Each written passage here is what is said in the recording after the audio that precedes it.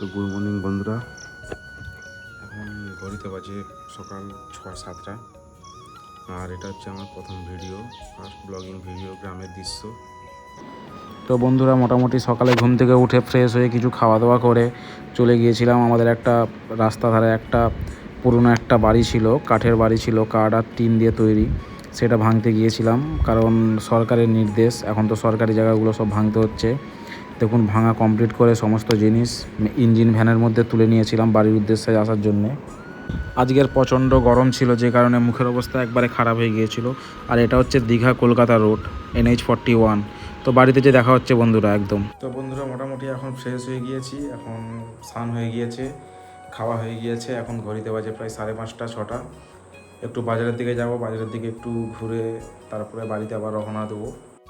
তো বন্ধুরা, বিকেল 5:30টার সময় বাড়ি এসে স্নান করে খাওয়া দাওয়া করে আবার চলে গিয়েছিলাম একটু বাজারে।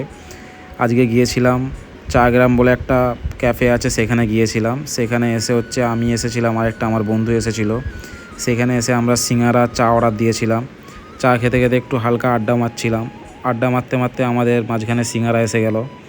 সিঙ্গারা খাচ্ছিলাম আমরা খেতে খেতে, তারপরে আমাদের সামনে আবার চা এসে গেল। হালকা করে একটু চা খেয়ে আবার বেরিয়ে পড়লাম বাড়ির উদ্দেশ্যে।